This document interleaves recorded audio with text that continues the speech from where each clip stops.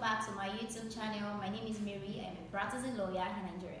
So on this channel, I share a lot of videos that actually educates the public, the laymen, and law school students and everybody, the general public. So we're actually on a series of overview of the 5 courses that have been taught at the Nigerian Law School, and we have been able to we dealt with civil litigation, corporate law practice, and now we're about to take criminal litigation. So if you have been following the series, I actually have an amazing colleague with me. He's a senior colleague that he actually is a coordinating facilitator of Legal Learning Academy. So it's actually an academy that actually helps law school students so actually navigates like the Nigerian law school, the courses and all of that. So that is why he's actually the best person to actually do this with us. So I will allow him to just say hi and just start the overview on criminal litigation. Hi everyone, welcome to this channel. We'll be taking the overview on criminal litigation. Criminal litigation, like civil litigation, is a course of the Nigerian law school that addresses the procedural aspects and irrespective of how criminal actions have been commenced, the trial process, and also the conclusion of such trials. Basically, and like other courses, criminal litigation is also divided into weeks of about 18 weeks. Yes, at the Nigerian law school. Now, the topics taken under criminal litigation includes 1, introduction to criminal litigation. Basically, that's the overview. So look at the various issues relating to crime and how you can go ahead in enforcing or in instituting actions to in respect of crime, commission of crime, and other things relating to instituting the action.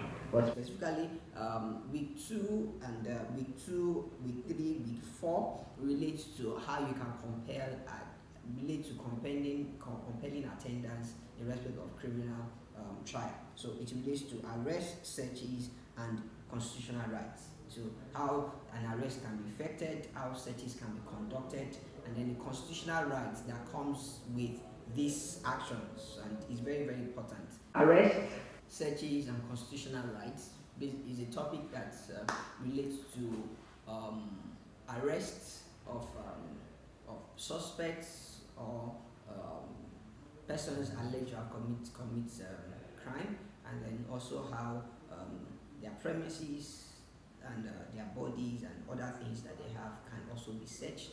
And law school consider it necessary to also look at the constitutional rights that comes with this procedure, particularly search and arrest. So you look at the various constitutional rights relating to that.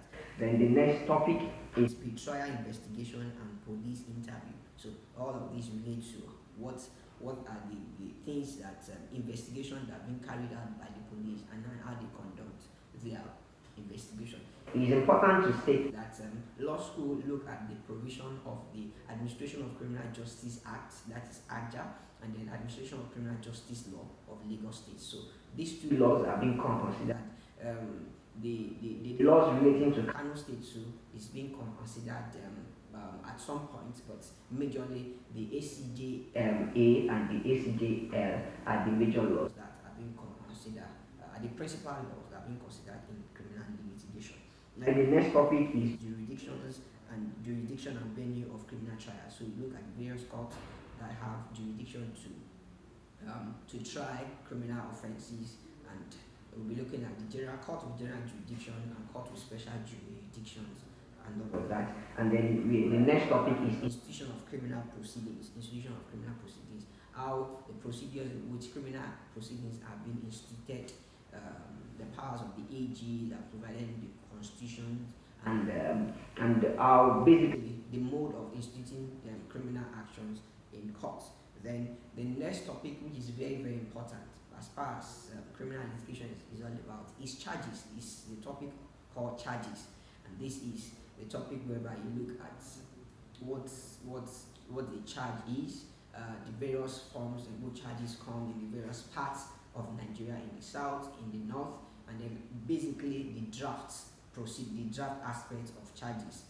It's important to state that by law school standard, question 1 in every bar final exam is on charges. So it's any student that learn that have a full grasp of the topic, the discussion of the topic charges, is guaranteed of having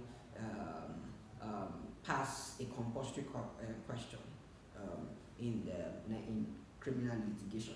Then the next topic is bail pending trial. You look at the various types of bail, and then bail pending trial particularly. How do you apply for bail pending trial? What are the factors that the court consider in granting bail pending trial? Then the next topic is constitutional safeguards to ensure fair trial. So again, law school look at the constitutional provision, particularly under Chapter 4 of the 1999 Constitution as altered. Look at these provisions that relates to criminal trial. So all the various provisions relating to fair hearing and all of that are considered under this topic. Then the next one is attendance of parties and arraignments, which is under trial 1. How you compare the attendance of parties and then arraignments. What is the provision of the law in respect of the attendance of parties in criminal litigation? And the law is that an accused person or defendant is expected to attend his trial personally, except where the law permits him, which are in rare occasions. And then arraignment, basically the procedure in which the accused person or defendant is being arraigned before the court. Then trial preparation and evidence is similar to the topic in civil, where we also look at trial preparation and evidence. The slight difference is that while in civil we have front-loading system and we have documents, we have different classification of documents relating to the fact that these documents are expected to have been front-loaded.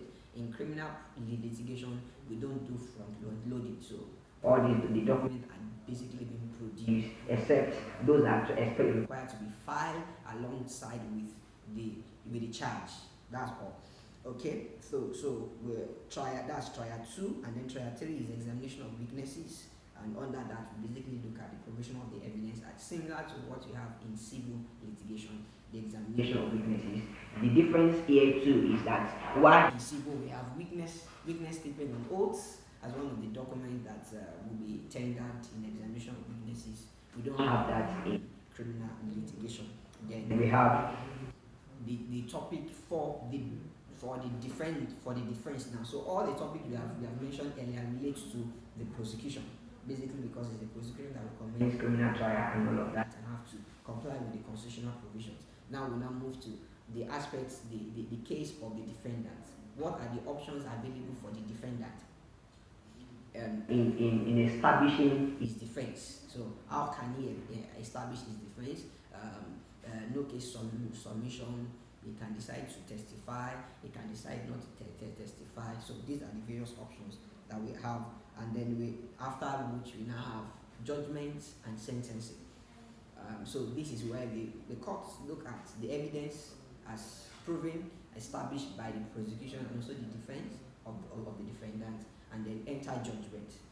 It's important to state that the procedure in criminal is that judgment will be entered first, and then the accused person will be found either guilty or not guilty before the court will now proceed to sentence, to now pronounce a sentence. And then the last topic is in criminal litigation is appeals. That's criminal appeals, basically looking at how any of the parties in the action can proceed on appeal in respect of the judgment. So that's why criminal litigation is actually very interesting. Most students find it interesting, and it's not as bulky as civil, and except for few drafts like charges, bail, and maybe one of that I cannot remember. These are the basic drafts, unlike civil that we have quite a number of drafts. So that will be all for criminal litigation. Thank you so much, Mr. Oluwale. I can actually attest to that fact that criminal litigation is actually quite simple. Yes, I actually find it interesting, probably because when I was at the university, I actually love criminal litigation. I don't know, and it's actually not bulky. So I hope this video actually helped you in one way or the other. So please do not forget to like this video, drop a comment in the comment section, and also try and share this video to your colleagues. Okay, so we'll see you in another video. Thank you so much for watching.